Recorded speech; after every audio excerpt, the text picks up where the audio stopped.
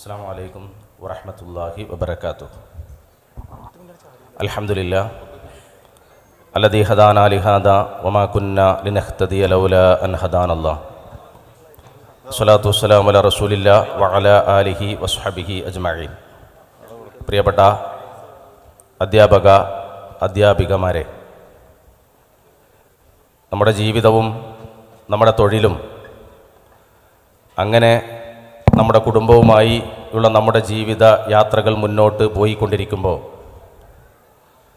പല ഘട്ടങ്ങളിലും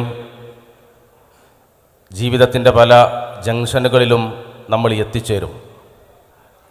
അവിടെ നിന്ന് എങ്ങോട്ട് തിരിയണമെന്ന ആശങ്കകളും വല്ലാത്തൊരവസ്ഥയും പലപ്പോഴും നമ്മുടെയൊക്കെ ജീവിതത്തിൽ വന്നുപെടാറുണ്ട്. ചിലർ നിഗമനങ്ങളുടെ പിറകെ അങ്ങോട്ട് മുന്നോട്ട് പോകുമ്പോൾ അവർ പലപ്പോഴും വലിയ പ്രതിസന്ധിയിലാണ് പിന്നീട് ചെന്ന് പതിക്കാറുള്ളത്. വ്യക്തമായ ഒരാശയവും കൃത്യമായ അറിവുമുണ്ടെങ്കിൽ ജീവിതത്തിൽ പ്രയാസങ്ങളില്ലാതെ നമുക്ക് നമ്മുടെ യാത്ര, നമ്മുടെ കുടുംബം, നമ്മുടെ തൊഴിൽ എല്ലാം മുന്നോട്ട് കൊണ്ടുപോകാൻ സാധിക്കും.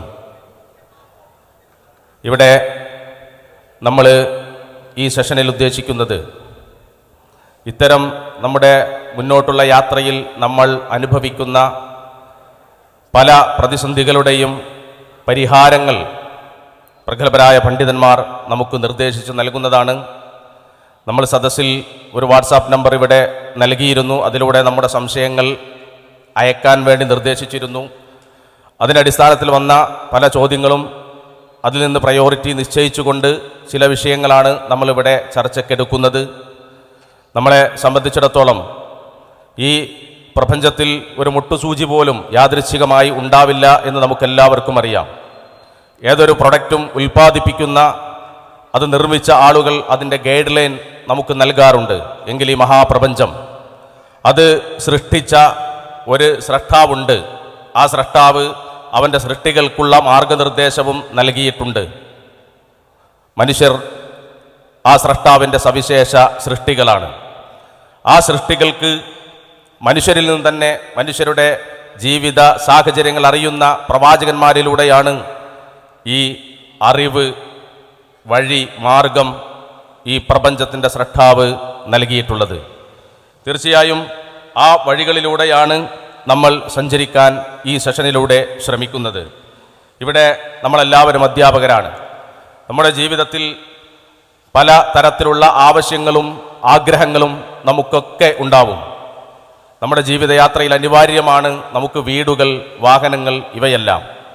പലപ്പോഴും നമുക്ക് ലഭിക്കുന്ന നമ്മുടെ ശമ്പളം കൊണ്ടോ വരുമാനം കൊണ്ടോ ഒന്നും ഈ ലക്ഷ്യം നമുക്ക് പൂർത്തീകരിക്കാൻ സാധിക്കാതെ വരുമ്പോൾ പലരും പരിഹാരമായി ആശ്രയിക്കാറുള്ളത് ഈ ജോലിക്കാർക്ക്, സർക്കാർ ഉദ്യോഗസ്ഥർക്ക് ഒക്കെ സാമ്പത്തിക സഹായം പ്രൊവൈഡ് ചെയ്യുന്ന പല ധനകാര്യ സ്ഥാപനങ്ങളും ബാങ്കുകളും ഒക്കെ ഉണ്ടാകും.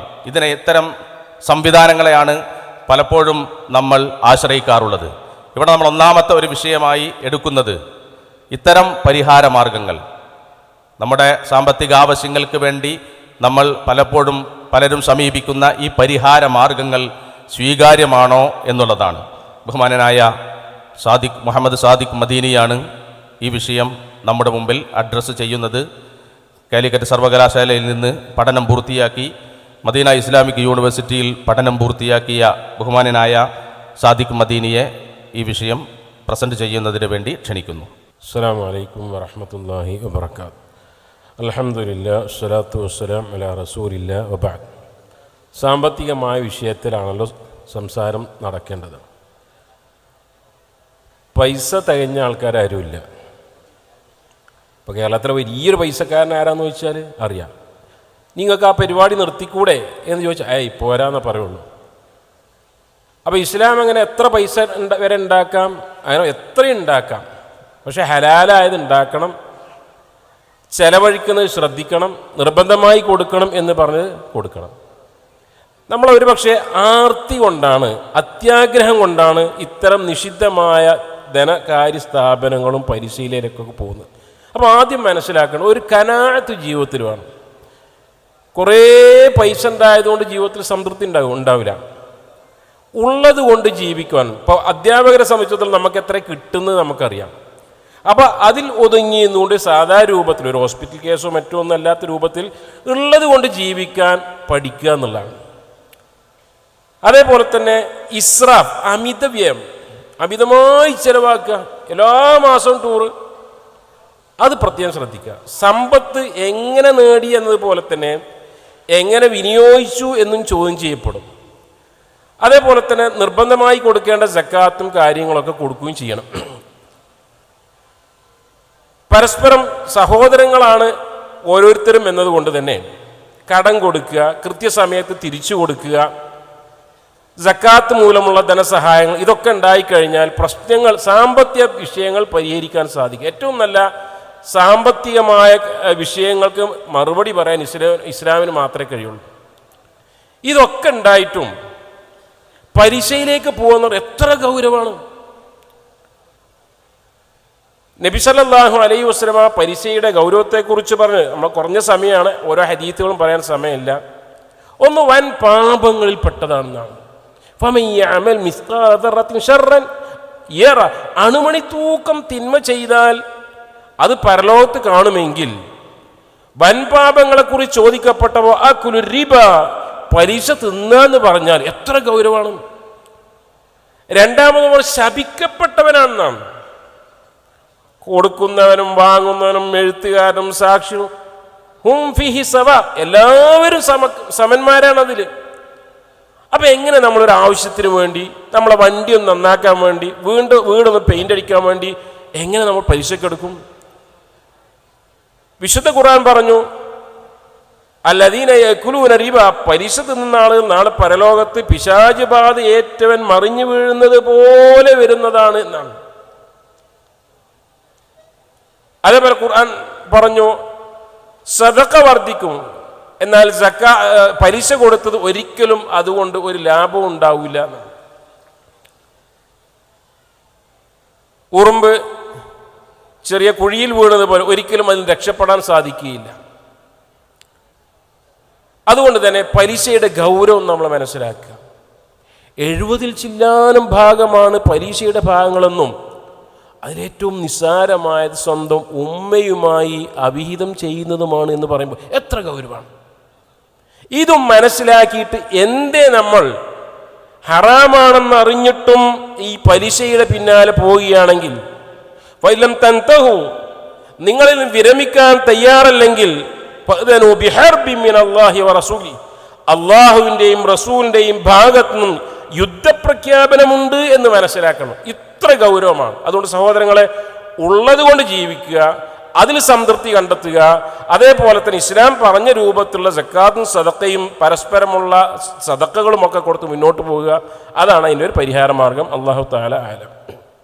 പലപ്പോഴും ഇങ്ങനെ കഷ്ടപ്പെട്ട് ഉണ്ടാക്കിയ വീട്, ഒരു വ്യക്തി അയാളുടെ കുടുംബത്തിലൊരു അവസ്ഥ പണ്ടൊരിക്കൽ ഷെയർ ചെയ്തിരുന്നു. വീടുണ്ടാക്കിയപ്പോൾ വീട്ടിൽ ചില പ്രശ്നങ്ങൾ ഉണ്ടാവുകയും അവസാനം കണ്ടെത്തിയ പരിഹാരം വീടിൻ്റെ കന്നിമൂല, ആ കന്നിമൂലയിലാണ് അടുക്കള, അതുകൊണ്ടത് പൊളിച്ച് നീക്കണം. വീടിൻ്റെ അടുക്കള മുഴുവനും പൊളിച്ച് നീക്കി. സത്യത്തിൽ ഇതിൽ വിശ്വാസപരമായി എന്ത് നിലപാടാണ് നമ്മൾ സ്വീകരിക്കേണ്ടത്? ഈ വിഷയത്തിൽ നമ്മളോട് സംസാരിക്കുന്നത് ബഹുമാന്യ ഷബീബ് സ്വലാഹിയാണ്. അദ്ദേഹം മഹദുൽ ആലി ലിത്തഖസ്സുസ് ഫിദ്ദറാസത്തിൽ ഇസ്ലാമിയ ന്യൂഡൽഹിയിലെ ഈ സ്ഥാപനത്തിൽ നിന്ന് ഫത്വ കോഴ്സ് പൂർത്തിയാക്കിയ, ജാമിയ മില്ലിയ അൽ ഇസ്ലാമിയയിൽ നിന്ന് PG അറബിക് കോഴ്സ് പൂർത്തിയാക്കിയ, ഇസ്ലാമിക് സ്റ്റഡീസിൽ തമിഴ്നാട് ഓപ്പൺ യൂണിവേഴ്സിറ്റിയിൽ നിന്ന് ബിരുദം നേടിയ വ്യക്തിയാണ്. അദ്ദേഹമാണ് ഈ ചോദ്യത്തിൻ്റെ ആൻസർ ചെയ്യുന്നത്. അസ്സലാമു അലൈക്കും വറഹ്മത്തുള്ളാഹി വബറകാതുഹു. കന്നിമൂലയുമായി ബന്ധപ്പെട്ട ചോദ്യമാണ് വന്നിട്ടുള്ളത്. ആദ്യമേ അതിനുള്ള ഉത്തരം പറയാം. ഇസ്ലാമിൽ അതിന് യാതൊരു ബന്ധവുമില്ല. ഇസ്ലാമികമായിക്കൊണ്ട് അങ്ങനെ ഒരു ചിന്തയുമില്ല. ഹൈന്ദവ മതത്തിലെ ഒരു വിശ്വാസമാണ് യഥാർത്ഥത്തിൽ കന്നിമൂലയുമായി ബന്ധപ്പെട്ട ചർച്ചയിൽ നിലനിൽക്കുന്നത്.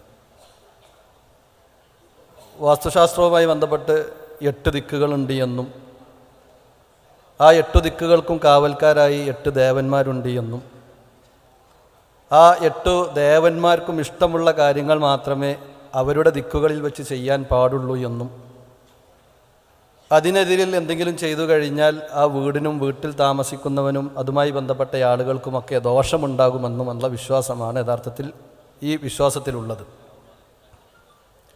ഇത് ശകുനവുമായി ബന്ധപ്പെട്ട വിശ്വാസമാണ്. ഇസ്ലാം കടന്നു വരുന്നതിന് മുമ്പ് ജാഹിലിയ കാലഘട്ടത്തിലെ ആളുകൾ ഇത്തരത്തിലുള്ള ശകുനങ്ങളിൽ വിശ്വസിച്ചിരുന്നു. റസൂലുള്ളാഹി സ്വല്ലല്ലാഹു അലൈഹി വസല്ലമ പറഞ്ഞത് കാണാം, മൻ റദ്ദതുഹു അത്തീറ അൻ ഹാജതിഹി ഫഖദ് അശ്റക. ആരെയെങ്കിലും തൻ്റെ ആവശ്യങ്ങളെ തൊട്ട് ഇത്തരത്തിലുള്ള ശകുനങ്ങൾ തടഞ്ഞു വെക്കുകയാണ് എങ്കിൽ അവൻ അള്ളാഹുവിൽ പങ്കു ചേർത്തിരിക്കുന്നു എന്നാണ്. ഇത്തരത്തിലുള്ള വിശ്വാസം വെച്ചുകൊണ്ട് വീടിൻ്റെ ഭാഗങ്ങളിൽ പൊളിക്കുകയോ അതല്ലെങ്കിൽ ചുമരുകൾക്ക് ഓട്ടയിടുകയോ അങ്ങനെയുള്ള എന്തെങ്കിലും കാര്യങ്ങൾ ചെയ്യുമ്പോൾ യഥാർത്ഥത്തിൽ അവിടെ സംഭവിക്കുന്നത് ശിർക്കാണ്.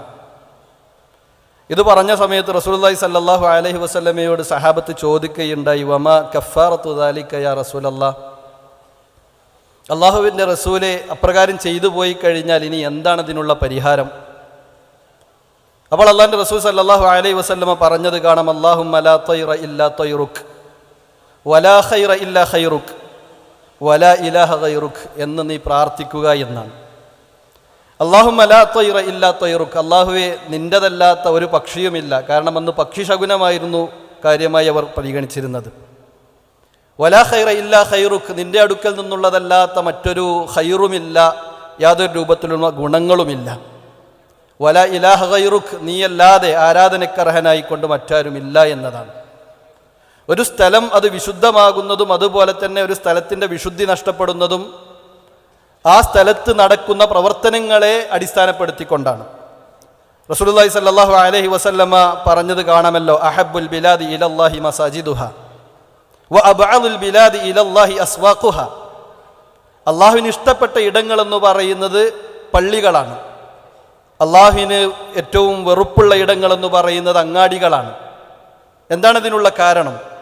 പള്ളികളിൽ അള്ളാഹുവിനെ ആരാധിച്ച് അവനെ പ്രകീർത്തിച്ച് അവനെ പരിശുദ്ധപ്പെടുത്തിക്കൊണ്ട് കാര്യങ്ങൾ മുന്നോട്ട് പോകുമ്പോൾ അങ്ങാടികളിൽ പലപ്പോഴും കച്ചവടം നടക്കുവാൻ വേണ്ടി കളവുകളും അതുപോലെ തന്നെ ഇല്ലായ്മകളുമൊക്കെ പറഞ്ഞും വഞ്ചനകളും മറ്റുമൊക്കെ നടക്കുന്ന ഇടങ്ങളാണ് എന്നതാണ് അതിനുള്ള കാരണമായിക്കൊണ്ട് പണ്ഡിതന്മാർ പറഞ്ഞത്. അവസാനിക്കുമ്പോൾ പറയാനുള്ളത്, നമ്മളെല്ലാവരും വിശുദ്ധ ഖുർആനിലെ ഒന്നാമത്തെ അധ്യായമായ സൂറത്തുൽ ഫാത്തിഹയിലെ ഒന്നാമത്തെ ആയത്ത് ഓതുന്ന ആളുകളാണ്. അൽഹംദുലില്ലാഹി റബ്ബിൽ ആലമീൻ. റബ്ബിൽ ആലമീനായ അള്ളാഹുവിനാകുന്നു സർവസ്തുതിയും എന്ന് പറയുമ്പോൾ ഈ പ്രപഞ്ചത്തിൻ്റെ സ്രഷ്ടാവും നിയന്ത്രിക്കുന്നവനും ഈ പ്രപഞ്ചത്തിലുള്ളവർക്കെല്ലാം എല്ലാ രൂപത്തിലുമുള്ള ഉപജീവനങ്ങൾ നൽകുന്നവനും അള്ളാഹുവാണ് എന്ന വിശ്വാസമുള്ള ഒരാൾക്ക് ഇത്തരത്തിലുള്ളൊരു വിശ്വാസം ഒരിക്കലും തന്നെ വെച്ചു പുലർത്തുവാൻ കഴിയുന്നതല്ല എന്നതാണ് ഈ വിഷയവുമായി ബന്ധപ്പെട്ട് മനസ്സിലാക്കേണ്ടത്. അല്ലാഹു അഅലം. മറ്റൊരു സംശയം ഇവിടെ വന്നത്, കലാമേളകൾ, സ്പോർട്സ്, അതേപോലെ യാത്രകൾ, ഇത്തരം കാര്യങ്ങളൊക്കെ വരുമ്പോൾ പലപ്പോഴും നമസ്കാരം അതിൻ്റെ കൃത്യസമയത്ത് നിർവഹിക്കാൻ കഴിയാതെ പോകാറുണ്ട്. ഇത് എങ്ങനെ പരിഹരിക്കാം, മാനേജ് ചെയ്യാം എന്നാണ് ഒരു ചോദ്യം വന്നിട്ടുള്ളത്. സദിഖ് മദീനി. ഷബീബ് സാറായി നേരത്തെ പറഞ്ഞേലേ, ഇനിയിപ്പോൾ എല്ലാ കന്നിമൂലിയും എല്ലാ ലക്ഷണവും നിങ്ങൾ എന്താ പറയുക ഒക്കെ അനുസരിക്കാം. നേരെ വീട് വെക്കട്ടെ, അവിടെ മരിക്കൂലാരും, അവിടെ രോഗം ഉണ്ടാവൂലേ, അവിടെ പ്രശ്നം ഉണ്ടാവൂലേ, അവിടെ വീട്ടിൽ കലഹം ഉണ്ടാവൂലേ? എന്നാൽ പിന്നെ എന്താ ഒരു കാര്യം? അപ്പോൾ അവർ പറയുന്ന എല്ലാ നിയമങ്ങൾ വെച്ചാലും ഇസ്ലാമിനെ സംബന്ധിച്ചിടത്തോളം ജീവിതത്തിൽ പരീക്ഷണങ്ങൾ ഉണ്ടാവും എന്നൊരു യാഥാർത്ഥ്യമാണല്ലോ. അപ്പോൾ അതും കൂടെ അതിലേക്ക് കൂട്ടിച്ചേർക്കും. ഏതൊരാൾക്കും പെട്ടെന്ന് മനസ്സിലാവും, എന്ത് തന്നെ പറഞ്ഞാലും ജീവിതത്തിൽ ഓരോ പരീക്ഷണങ്ങൾ ഉണ്ടാവും. അത് ഈ ശകുനം കൊണ്ടോ മറ്റോ ഒന്നും അല്ല എന്നാണ്. സഹോദരങ്ങളെ, നിസ്കാരം, സ്വലാത്ത് എന്ന് പറഞ്ഞാലേ എല്ലാ നബിമാരും ചെയ്തൊരു കാര്യമാണ്. എന്തെല്ലാം അനുഗ്രഹങ്ങളാണ് റബ്ബ് സുബ്ഹാനഹു വ തആല നൽകിയത്, കയ്യും കണക്കില്ലാതെ. അതിന് വല്ലതും ചോദിക്കുന്നുണ്ട് റബ്ബ്? അഖിമിസ് സ്വലാത്ത ലിദിക്രി, എന്നെ ഓർക്കാൻ വേണ്ടി നമസ്കാരം നിലനിർത്തണം എന്നാണ് ഖുർആൻ പറയുന്നത്. തൻഹ അനിൽ ഫഹ്ഷ, എല്ലാ വൃത്തികെട്ട സ്വഭാവങ്ങളിൽ നിന്നും സംസാരങ്ങളിൽ നിന്നും മനുഷ്യനെ നിലക്ക് നിർത്തുമെന്നാണ്. വജ്ജഹ്തു വജിയ, നെഞ്ഞത്ത് കൈവച്ച് റബ്ബേ എൻ്റെ മുഖം ഇതാ തിരിച്ചിരിക്കുന്ന ആകാശഭൂമികളെ സൃഷ്ടിച്ച റബ്ബിന് നേരെയാണ്, ഞാൻ മുസ്ലിമാണ്, എൻ്റെ ജീവിതവും മരണവും നിസ്കാരവും ബലികർമ്മവും ഒക്കെ റബ്ബിനാണ് എന്ന് പറയുന്നത് മനുഷ്യനെ നന്നാക്കാനാണ്. അല്ലെങ്കിൽ നിസ്കരിക്കുന്ന ഒരാൾ അങ്ങനെ നന്നാകണം. ഇങ്ങനെയുള്ളൊരു നമസ്കാരം ഏത് സമയത്തും ഏത് സന്ദർഭത്തിലും ഏത് രാജ്യത്തും നിസ്കരിക്കണം വളരെ എളുപ്പമാണ്. ഇതൊക്കെ ഉണ്ടായിട്ടും ടൂർ പോകാൻ സമയമുണ്ട്, അതിന് സമയമുണ്ട്, അടുക്കളയിൽ ജോലി ചെയ്യാൻ സമയമുണ്ട്, നിസ്കരിക്കാൻ സമയമില്ല, അതിന് ഖളാ ആക്കുകയാണെന്ന് പറഞ്ഞാൽ എവിടെയാണ്? എല്ലാ കാര്യം റസൂലുള്ളാഹി സ്വല്ലല്ലാഹു അലൈഹി വസല്ലം പഠിപ്പിച്ചു തരണ്ടേ? നബി സല്ലല്ലാഹു അലൈഹി വസല്ലം ജീവിതത്തിൽ എപ്പോഴെങ്കിലും ഒന്ന് ഇതേപോലെ നിസ്കാരത്തിൻ്റെ കാര്യത്തിൽ ഉപേക്ഷ വരുത്തിയിട്ടുണ്ടോ? റസൂലുള്ളാഹി പറഞ്ഞത് മൻ തറക സ്വലാഹ് ഫഖദ് കഫറ, ആരാണോ നിസ്കാരം ഒഴിവാക്കുന്നവൻ കാഫിറായി പോയി എന്നാണ്. സ്വഹാബിമാർ പറയുന്നു, എന്തെങ്കിലും ഒരു കാര്യം ഒഴിവാക്കൽ കൊണ്ട് ഇസ്ലാമിൽ നിന്ന് പുറത്തു പോവുകയാണെങ്കിൽ അത് നമസ്കാരമായിരുന്നു എന്നാണ്. അത് നിസ്കരിക്കണം എന്നല്ല പറയാനുള്ളത്, അത് ജമാഅത്തായി തന്നെ നിസ്കരിക്കണം കഴിയുന്ന ആൾക്കാർ എന്നാണ്. ഇപ്പോൾ ടീച്ചർമാരെ സംബന്ധിച്ച് ചിലപ്പോൾ കഴിഞ്ഞോളുന്നില്ല, പക്ഷേ പൊതുവായ ഒരവസ്ഥയിൽ ജമാഅത്തായി തന്നെ നിസ്കരിക്കണമെന്നാണ്. അങ്ങനെ ജമാഅത്തിൽ വിട്ടു നിൽക്കുന്നവർ മുനാഫിഖീങ്ങളാണ് എന്ന് നബി സല്ലല്ലാഹു അലൈഹി വസല്ലം പറഞ്ഞു. ഇബ്നു മസ്ഊദ് റളിയല്ലാഹു അൻഹു പറയുന്നു, രണ്ടാളുടെ തോളിൽ താങ്ങി നിർത്തിക്കൊണ്ട് ഞങ്ങൾ പള്ളിയിലേക്ക് വരുമായിരുന്നു.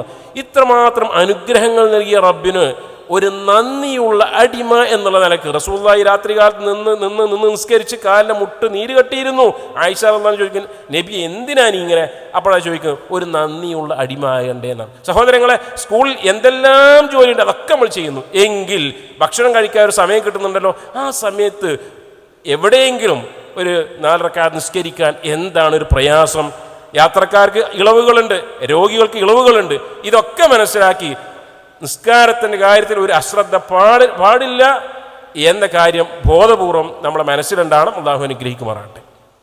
മറ്റൊരു ചോദ്യം വന്നിട്ടുള്ളത്, പൗരത്വ ഭീഷണി പോലെ, ബുൾഡോസർ രാജ് പോലെ, SIR പോലെ ഇങ്ങനെ ഒരു അസ്തിത്വ പ്രതിസന്ധി കടന്നു വരുന്ന ഒരു സാഹചര്യത്തിൽ മുസ്ലിം സംഘടനകൾ പ്രത്യേകിച്ച് ഇങ്ങനെ വേറിട്ട് ഭിന്നിച്ച് നിൽക്കേണ്ടതുണ്ടോ? ഐക്യപ്പെട്ട് നിൽക്കുകയല്ലേ ചെയ്യേണ്ടത് എന്നൊരു ചോദ്യം വന്നിട്ടുണ്ട്. മറുപടി പറയുന്നത് ഷബീബ് സുലാഹി. മുസ്ലിങ്ങളെ സംബന്ധിച്ചിടത്തോളം ഒരു അസ്തിത്വ പ്രതിസന്ധി ഉണ്ടാകുന്ന കാലഘട്ടത്തിലല്ല ഒന്നിച്ചു നിൽക്കേണ്ടത്. എല്ലായ്പ്പോഴും അവർ ഒന്നിച്ചു നിൽക്കേണ്ടവരാണ്. ഒരു അള്ളാഹുവിനെ മാത്രം ആരാധിച്ച്, ഒരു പരിശുദ്ധ ഖുർആനിൻ്റെ വിഷയത്തിൽ മാത്രം തീരുമാനങ്ങളെടുത്ത്, ഒരു പ്രവാചകനെ അംഗീകരിച്ച്, ഒരു കിബിലയിലേക്ക് തിരിഞ്ഞ് ജീവിതത്തിൻ്റെ എല്ലാ മേഖലകളിലും ഒന്നിച്ചു നിൽക്കേണ്ടവരാണ് മുസ്ലിമീങ്ങൾ. അതിന് ഒരു അസ്തിത്വ പ്രതിസന്ധി വരേണ്ട കാലഘട്ടം അതല്ലെങ്കിൽ ആവശ്യമില്ല എന്ന് നമ്മൾ ആദ്യമേ മനസ്സിലാക്കണം. പക്ഷേ എങ്ങനെയാണ് ഒരുമിച്ച് നിൽക്കേണ്ടത്? അവിടെയാണ് വിശുദ്ധ ഖുർആൻ കൃത്യമായി പറഞ്ഞത്, വഅതസിമു ബിഹബിലില്ലാഹി ജമീഅ, വഅതസിമു ബിഹബിലില്ലാഹി ജമീഅ, അള്ളാഹുവിൻ്റെ പാർശ്വത്തിലാണ് നിങ്ങൾ എല്ലാവരും ഒരുമിച്ച് കൂടേണ്ടത് എന്നതാണ്. വല തഫറഖു, നിങ്ങൾ ഒരിക്കലും തന്നെ കക്ഷികളായിക്കൊണ്ട് പിരിയുന്ന സാഹചര്യം ഉണ്ടാകരുത് എന്ന് അള്ളാഹുവിൻ്റെ കൽപ്പനയാണ്. അതുകൊണ്ട് തന്നെ ഒന്നിക്കുവാനുള്ള മാനദണ്ഡമെന്ന് പറയുന്നത് വിശുദ്ധ ഖുർആനാണ്. വിശുദ്ധ ഖുർആനിലൂടെയാണ് ഒന്നിക്കേണ്ടത്, തിരുസുന്നത്തിലൂടെയാണ് ഒന്നിക്കേണ്ടത്. ഇനി ഇങ്ങനെയുള്ള അസ്തിത്വ പ്രതിസന്ധികളുള്ള കാലഘട്ടത്തിൽ മുസ്ലിമീങ്ങൾ മാത്രമാണ് ഒന്നിക്കേണ്ടത്? നമ്മൾ ആലോചിച്ചു നോക്കുക. ഒരു രാജ്യത്തിൻ്റെ സുരക്ഷ എന്നതിൻ്റെ ചിന്തകളിലേക്ക് വരുമ്പോൾ രാജ്യത്ത് ജീവിക്കുന്ന ഓരോ പൗരൻ്റെയും ബാധ്യതയാണത്. മുഹമ്മദ് മുസ്തഫ സല്ലല്ലാഹു അലൈഹി വസല്ലം മദീനയിലേക്ക് കടന്നു വരുന്ന കാലഘട്ടത്തിൽ മദീനയിൽ വലിയ ആഭ്യന്തര പ്രശ്നങ്ങളും പ്രയാസങ്ങളും ബുദ്ധിമുട്ടുകളും ഉണ്ടായിരുന്നു. അവിടെയുണ്ടായിരുന്ന ജൂതഗോത്രങ്ങളായ ബനു ഖൈനുഖാഉം ബനു നദീറും അതുപോലെ തന്നെ ബനു ഖുറൈദയുമൊക്കെ പരസ്പരം അവർ പോരടിച്ചു കൊണ്ടിരിക്കുന്നവരായിരുന്നു. അതുപോലെ തന്നെ അറബികളുടെ കൂട്ടത്തിലുണ്ടായിരുന്ന ഹൗസും ഖസറജുമൊക്കെ അവർ അങ്ങോട്ടും ഇങ്ങോട്ടും യുദ്ധങ്ങൾ ചെയ്തുകൊണ്ടിരിക്കുന്ന ഒരു എന്തുകൊണ്ടും ആഭ്യന്തര പ്രക്ഷുബ്ധതകൾ നിറഞ്ഞു നിൽക്കുന്ന നാട്ടിലേക്കാണ് പ്രവാചകൻ സല്ലല്ലാഹു അലൈഹി വസല്ലമ കടന്നു ചെല്ലുന്നത്. അവിടെ ചെന്ന് പ്രവാചകൻ സല്ലല്ലാഹു അലൈഹി വസല്ലമ ഉണ്ടാക്കുന്ന കരാർ, മദീന കരാർ എന്ന പേരിൽ ആദ്യമായി കൊണ്ട് ലോകത്തു തന്നെ ഉല്ലേഖനം ചെയ്യപ്പെട്ട അതല്ലെങ്കിൽ രേഖപ്പെടുത്തപ്പെട്ട കരാർ, ആ കരാറുകളെ കുറിച്ച് പഠിക്കുവാൻ ശ്രമിക്കുകയാണെങ്കിൽ പൗരന്മാരെന്നുള്ള നിലക്ക് ഒരു നാട്ടിലെ ആളുകൾ എങ്ങനെ ജീവിക്കണമെന്നത് അവിടെ കൃത്യമായി പഠിപ്പിക്കുന്നുണ്ട്. നമുക്ക് കാണാം, യുദ്ധങ്ങൾ നടക്കുന്നിടത്തോളം കാലം വിശ്വാസികളും ജൂതന്മാരും ഒന്നിച്ചു പണം ചെലവഴിക്കണം. ജൂതന്മാർ വിശ്വാസികൾക്കൊപ്പം ഉള്ള ഒരു സമുദായം തന്നെയാണ്. എന്നാൽ ജൂതന്മാർക്ക് അവരുടെ മതവും മുസ്ലിമീങ്ങൾക്ക് അവരുടെ മതവുമാണുള്ളത്. വല്ലവനും അക്രമവും കുറ്റകൃത്യവും ചെയ്യാൻ പുറപ്പെട്ടാൽ അവൻ സ്വന്തത്തിനും സ്വന്തം കുടുംബത്തിനും നാശം വരുത്തുകയാണ്. മുസ്ലിമീങ്ങൾ അവരുടെ ചെലവും ജൂതന്മാർ അവരുടെ ചെലവും നടത്തേണ്ടതുണ്ട് എന്ന് ആ കരാറിൻ്റെ ഭാഗമായി പ്രവാചകൻ പഠിപ്പിച്ചു. മദീനക്കാരോട് പുറമെ നിന്ന് വല്ലവരും യുദ്ധം ചെയ്താൽ വിശ്വാസികളും ജൂതന്മാരും പരസ്പരം സഹായിക്കേണ്ടതുണ്ട്. പരസ്പരം ഗുണകാംക്ഷയുള്ളവരായിരിക്കണം, നന്മ ചെയ്യണം, തെറ്റു ചെയ്യുന്നവനാകരുത്. അതുപോലെ തന്നെ ആ കരാറിൻ്റെ അവസാന ഭാഗങ്ങളിൽ കാണാം, ഈ നിയമങ്ങളെ അംഗീകരിക്കുന്ന ആളുകൾക്ക് മദീന പവിത്രമാണ്. അയൽവാസികൾ സ്വന്തം ശരീരം പോലെയാണ്. അവരെ ദ്രോഹിക്കുവാനോ കുറ്റങ്ങൾ ചെയ്യുവാനോ പാടില്ല. ഒരാളുടെയും പവിത്രതയ്ക്ക് കളങ്കം വരുത്തുന്ന ഒന്നും ചെയ്യുവാൻ പാടില്ല. മദീനയെ വല്ലവരും ആക്രമിക്കുന്നുവെങ്കിൽ മദീനക്കാർ പരസ്പരം സഹായിക്കേണ്ടതാണ്. മദീനയിൽ നിന്ന് പുറത്തു പോകുന്നവനും മദീനയിൽ ഇരിക്കുന്നവനുമൊക്കെ നിർഭയനാണ് എന്ന് പ്രവാചകൻ സല്ലല്ലാഹു അലൈഹി വസല്ലമ കരാറിലൂടെ പറയുമ്പോൾ, ഇവിടെ ഇന്ത്യയുടെ അഖണ്ഡതയെ നശിപ്പിക്കുവാൻ വേണ്ടി ശ്രമിക്കുന്ന ആര് കടന്നു വരുമ്പോഴും അതൊരു മുസ്ലിം പ്രശ്നമാക്കി ചുരുക്കിക്കൊണ്ട് മുസ്ലിമീങ്ങൾക്കിടയിലുള്ള അഭിപ്രായ ഭിന്നതകൾ അതാണ് അതിനുള്ള കാരണമെന്ന് വരുത്തി തീർക്കുന്നതിനു പകരം അള്ളാഹു അല്ലാതെ ആരാധനക്കർഹൻ മറ്റാരുമില്ല എന്ന് ഉറച്ചു വിശ്വസിക്കുന്നതോടൊപ്പം തന്നെ മറ്റുള്ള മതസ്ഥർ അവരുടെ ആരാധനകൾ അവർക്ക് അംഗീകരിച്ചു കൊടുക്കുന്നതോടൊപ്പം തന്നെ അവകാശങ്ങൾ നേടിയെടുക്കുവാൻ വേണ്ടി ഒറ്റക്കെട്ടായി നിൽക്കണമെന്ന സന്ദേശമാണ് റസൂൽ കരീം സല്ലല്ലാഹു അലൈഹി വസല്ലമ മദീന കരാറിലൂടെ നമുക്ക് പഠിപ്പിച്ചു തന്നത് എങ്കിൽ അതുതന്നെയാണ് ഈ കാലഘട്ടത്തിലും നമ്മൾ മുന്നോട്ട് വെക്കേണ്ടത്. അതല്ലാതെ മതത്തിൻ്റെ കൃത്യത ബോധ്യപ്പെടുത്തുവാനായി കൊണ്ട് നടക്കുന്ന അത്തരത്തിലുള്ള ചർച്ചകൾ അതിനെ പ്രശ്നമായി കാണേണ്ടവരല്ല നമ്മളെന്നത് മാത്രമാണ് സൂചിപ്പിക്കാനുള്ളത്. അല്ലാഹു അഅലം. അടുത്തൊരു ഇത് വന്നത് എല്ലാ കക്ഷികളും ഇങ്ങനെ എല്ലാ വിഭാഗവും ഖുർആനും സുന്നത്തും ആണ് പറയുന്നത്. എന്നിട്ടും പലപ്പോഴും പല തരത്തിലുള്ള ആചാരങ്ങളും പ്രവർത്തനങ്ങളും അതിലൊക്കെ വ്യത്യാസങ്ങൾ കാണുന്നുണ്ട്. പല ആചാരങ്ങളിലും കർമ്മങ്ങളിലുമൊക്കെ ഒരേ പ്രമാണം സ്വീകരിച്ചിട്ടും ഇവയിൽ വ്യത്യാസം വരുന്നത് എന്തുകൊണ്ടാണ്? സ്വാദിഖ് മദീനിയാണ് മറുപടി പറയുന്നത്. ഒരു രാജ്യത്തുള്ള ആളുകൾ ഒന്നിച്ച് ഒറ്റക്കെട്ടായി മുന്നോട്ട് പോകണം. മുസ്ലിമീങ്ങൾ ഒറ്റക്കെട്ടാകാനുള്ള പ്രമാണമാണ് എന്ന് പറഞ്ഞു. ഈ പ്രമാണം സ്വീകരിക്കുന്ന ആളുകൾ തന്നെ പല അഭിപ്രായ വ്യത്യാസത്തിലാണല്ലോ. അപ്പോൾ എന്താ ഇങ്ങനെ പ്രമാണം ഉണ്ടായിട്ടും എന്തുകൊണ്ട് ഇങ്ങനെ ഭിന്ന അഭിപ്രായത്തിലായി എന്നാണല്ലോ ചോദ്യം. അതിനാണ് പറയുന്നത്, ഈ ഖുർആൻ ഇറങ്ങിയത് കണ്ട സ്വഹാബിമാർ, നബി സല്ലല്ലാഹു അലൈഹി വസല്ലം ഖുർആൻ വിശദീകരിച്ചു, അത് കേട്ട സ്വഹാബിമാർ അവർ എങ്ങനെയാണോ ഈ ദീൻ മനസ്സിലാക്കിയത്, പ്രമാണം മനസ്സിലാക്കി അങ്ങനെ മുന്നോട്ട് പോയി കഴിഞ്ഞാൽ പ്രശ്നം പരിഹരിക്കപ്പെടുമെന്നാണ്. ചില ആളുകളുടെ ധാരണ ബുദ്ധിപരമായി നമുക്കിങ്ങനെ ചിന്തിക്കാം, ആ ബുദ്ധിക്ക് അനുയോജ്യമായത് പ്രമാണങ്ങളിൽ നിന്ന് എടുക്കുക, ബാക്കിയുള്ളത് അത് വ്യാഖ്യാനിക്കുക. അള്ളാഹുവിൻ്റെ സവിശേഷ ഗുണങ്ങളെ അതിനെ വ്യാഖ്യാനിച്ച ആളുകളുണ്ടായിരുന്നു. അപ്പം അങ്ങനെ വ്യാഖ്യാനിച്ചു കഴിഞ്ഞാൽ അത് മുൻഗാമികളായ സലഫുകളുടെ സരണിയല്ല എന്ന് മനസ്സിലാക്കി. ചില ആളുകൾ പറഞ്ഞു, ഭാഷ ഖുർആൻ എടുക്കുക, ഹദീസ് എടുക്കുക, അതിൻ്റെ ഭാഷ പഠിക്കുക, എന്നിട്ട് നമുക്ക് മുന്നോട്ട് പോകാം. അങ്ങനെയാണ് പിന്നീട് നിസ്കാരം വേണ്ടെന്ന് പറഞ്ഞു. കാരണം അഖിമിസ്സലാത്ത്, നിസ്കാരം നിലനിർത്തുക. നിസ്കാരം അറബി ഭാഷയിൽ സ്വലാത്തിന് അർത്ഥമില്ല, പ്രാർത്ഥന എന്നാണ്. 5 നേരം ഖുർആനിലില്ല, അപ്പോൾ പ്രാർത്ഥിച്ചാൽ മതി, കഴിഞ്ഞു. അപ്പോൾ ഒരു അങ്ങോട്ട് പോയി. പിന്നെ 5 നേരം എന്തുകൊണ്ട് നിസ്കരിക്കുന്നു? നബി സല്ലല്ലാഹു അലൈഹി വസല്ലമ കാണിച്ചു തന്നു, സഹായിമാരങ്ങനെ ചെയ്തു, ഖുർആൻ അതിൻ്റെ സൂചനകൾ ഉണ്ടായി. അപ്പോൾ അവിടെ സ്വീകരിക്കേണ്ടത് ഖുർആൻ്റെ ഭാഷയല്ല. അല്ല, ഈ ഭൂരിപക്ഷ ആളുകൾ എന്ത് വിശ്വസിക്കുന്നു, അങ്ങനെ കുറേ ആൾക്കാർ മുന്നോട്ട് പോയി പൈതൃകമാണെന്ന് പറഞ്ഞ് അപ്പോൾ അഭിപ്രായ വ്യത്യാസത്തിലായി. ബുദ്ധിപരമായി മുന്നോട്ട് പോയാൽ മതി എന്ന് പറയുന്ന ആൾക്കാർ കുറേ ഇസ്ലാമിലെ പ്രവാചകന്മാർ കാണിച്ച മുഅ്ജിസത്തുകൾ നിഷേധിക്കേണ്ടി വന്നു. അതിനൊക്കെ ഭിന്നിച്ചു പോകാനുള്ള കാരണം ഈ പ്രമാണങ്ങളെ സഹാബിമാരെങ്ങനെ മനസ്സിലാക്കി, താബിഈങ്ങളെങ്ങനെ മനസ്സിലാക്കി, താബിഈങ്ങളെങ്ങനെ മനസ്സിലാക്കി എന്നതാണ്. അതുകൊണ്ട് തന്നെ മുസ്ലിങ്ങളുടെ ഐക്യത്തിനും ഉമ്മത്തിൻ്റെ ഒന്നിക്കലിനും ഉള്ള ഏകമാർഗം പ്രമാണം സ്വീകരിക്കേണ്ടത് മുൻഗാമികളായ സച്ചരിതരായ സഹാബിമാർ മനസ്സിലാക്കിയതുപോലെയാണ്. വഅലൈക്കും ബിസുന്നതി വസുന്നത്തിൽ ഖുലഫാഇർ റാഷിദീൻ അൽ മഹ്ദിയീൻ വഅദ്ദു അലൈഹ ബിന്നവാജിസ്. നിങ്ങൾ ഈ പ്രമാണമാകുന്ന ഖുർആനും സുന്നത്തും അത് അണപ്പല്ലുകൾ കൊണ്ട് മുറുകെ പിടിക്കുക, ഖുലഫാ റാഷിദീങ്ങളുടെ ചര്യകൾ നിങ്ങൾ സ്വീകരിക്കുക എന്നൊക്കെ നബി സല്ലല്ലാഹു അലൈഹി വസല്ലം തങ്ങൾ അറിയിച്ചു തന്നു. അതാണ് മൻഹജു സലഫ് എന്ന് പറഞ്ഞ ആ സലഫ്. മൻഹജു സലഫ് സ്വീകരിച്ചിട്ടില്ല എങ്കിൽ ഈ പറഞ്ഞ രൂപത്തിൽ ഓരോരുത്തരും വ്യത്യസ്തമായ വഴികളിലൂടെ മുന്നോട്ട് പോയി പ്രമാണം കയ്യിലിരിക്കും, പക്ഷേ അതുകൊണ്ട് അത് വ്യത്യസ്ത ദിക്കുകളിലേക്കായിരിക്കും പോകുക. യഥാർത്ഥ ദിശയിലേക്ക്, സിറാത്തുൽ മുസ്തഖീമിലേക്ക് അവർക്ക് പോകാൻ സാധിക്കുകയില്ല. മറ്റൊരു സംശയം വന്നിട്ടുള്ളത്, സോഷ്യൽ മീഡിയയിലും ചാനലിലുമൊക്കെ പലപ്പോഴും ഷിയാക്കളുടെ പല ആചാരങ്ങളും നമ്മൾ കാണാറുണ്ട്. ജനനവുമായി ബന്ധപ്പെട്ട മരണവുമായി ബന്ധപ്പെട്ട് ഒക്കെയുള്ള ആചാരങ്ങൾ കാണാറുണ്ട്. ഇത്തരം ആചാരങ്ങളോട് ഉള്ള സമീപനം എന്താണ് എന്നതാണ് ഒരു സംശയം വന്നിട്ടുള്ളത്. ഈ ഇസ്ലാമികമായി ചെയ്യുന്ന ആചാരങ്ങളോടുള്ള ഒരു സമീപനം ഷബീബ് സലാഹി പ്രതികരിക്കും.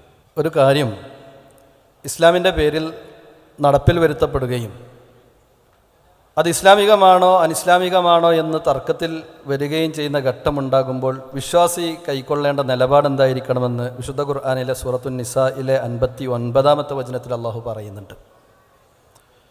യാ അയ്യുഹല്ലദീന ആമനു അത്തിഉല്ലാഹ വ അത്തിഉർ റസൂൽ, വിശ്വസിച്ചവരെ നിങ്ങൾ അള്ളാഹുവിനെയും അള്ളാഹുവിൻ്റെ റസൂലിനെയും നിങ്ങൾ അനുസരിക്കുക.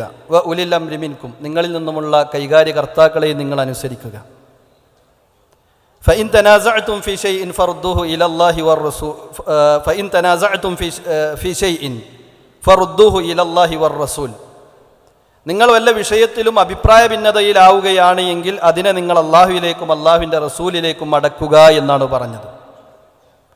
അള്ളാഹുവിലേക്ക് മടക്കുക എന്നതുകൊണ്ട് ഉദ്ദേശിക്കുന്നത് വിശുദ്ധ ഖുർആനിൽ അതിന് അടിസ്ഥാനമുണ്ടോ എന്നതിലേക്ക് മടങ്ങലാണ്.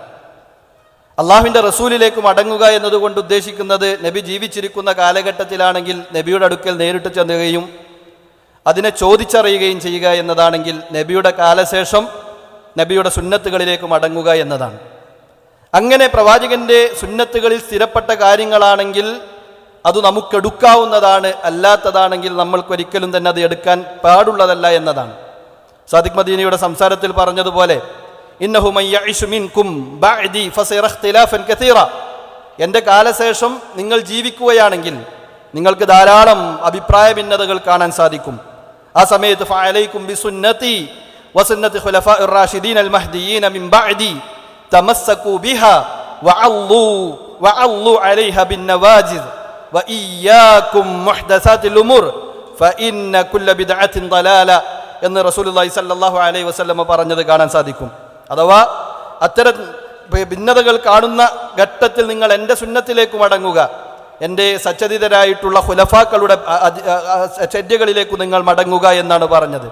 മാത്രവുമല്ല അതിനെ നിങ്ങൾ മുറുകെ പിടിക്കുക, അണപ്പല്ല് കൊണ്ട് നിങ്ങൾ കടിച്ചു പിടിക്കുക എന്ന് പറഞ്ഞതിന് ശേഷം പറഞ്ഞത് പുതുതായി വന്ന കാര്യങ്ങളൊക്കെ അതൊക്കെ വഴികേടാകുന്നു എന്നാണ് അല്ലാഹു റസൂൽ പറഞ്ഞത്. മറ്റൊരു റിപ്പോർട്ടിൽ കാണാം വകുല്ലു ളലാലത്തിൻ ഫിന്നാർ, എല്ലാ വഴികേടുകളും നരകത്തിലേക്കാണ് മനുഷ്യനെ നയിക്കുന്നത് എന്നാണ്. അപ്പോൾ ജന്മദിനങ്ങളാകട്ടെ മരണാനന്തര ചടങ്ങുകളാകട്ടെ അതിലൊക്കെ ഇസ്ലാം പഠിപ്പിച്ച കാര്യങ്ങൾ മാത്രമേ നമുക്ക് അംഗീകരിക്കുവാൻ പാടുള്ളൂ. അതിനങ്ങേപ്പുറത്തേക്ക് കൊണ്ടുവരുമ്പോൾ ഒരു കർമ്മം അത് അള്ളാഹുവിൻ്റെ അടുക്കൽ സ്വീകരിക്കപ്പെടുക എന്നതിലുപരി അതുകൊണ്ട് നമ്മൾ കുറ്റക്കാരായി തീരുന്ന സാഹചര്യമാണ് അതിലൂടെ ഉണ്ടാകുക.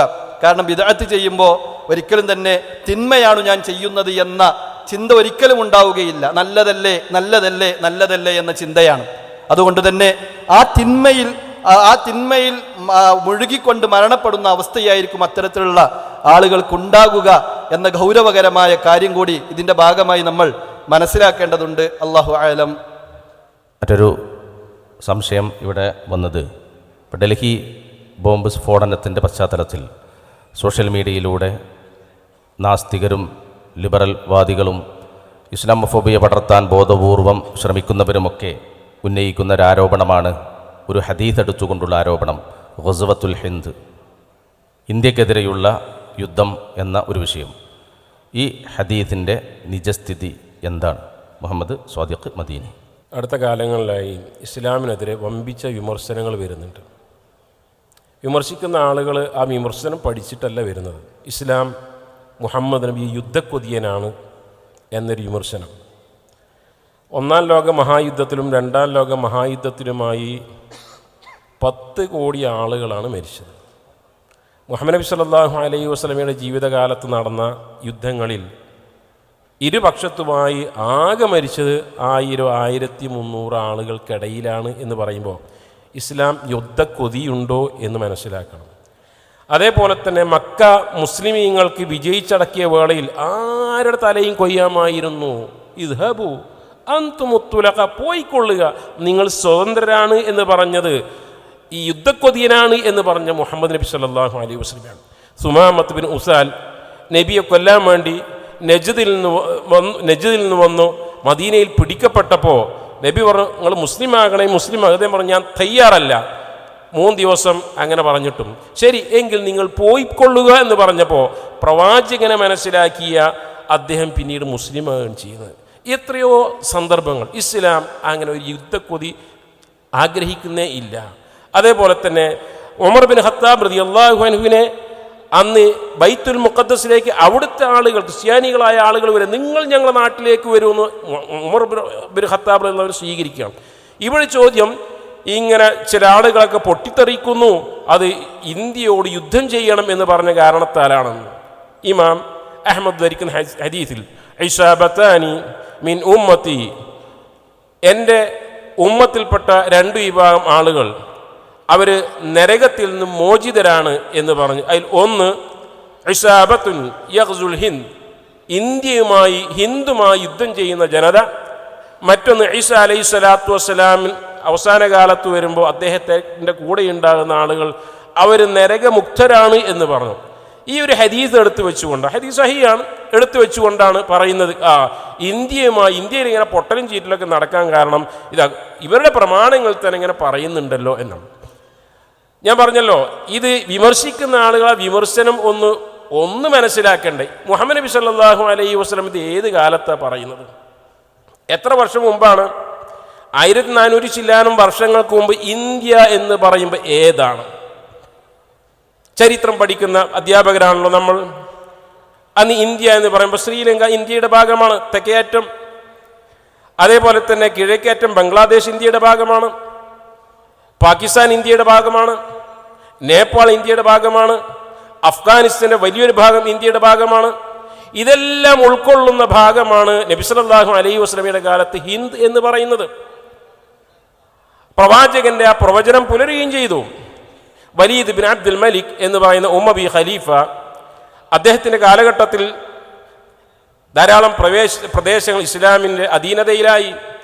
മുഹമ്മദ് ബിൻ അൽ ഖാസിം അൽ-സഖഫി എന്ന് പറയുന്ന സേനാനായകൻ ഹിജ്റ 93 സിന്ധുമായി ഉള്ള ഒരു ഏറ്റുമുട്ടലുണ്ടാകുകയും അങ്ങനെയാണ് ഇസ്ലാം ആദ്യമായി ഇന്ത്യയിലേക്ക് കടന്നു വരുന്നത്.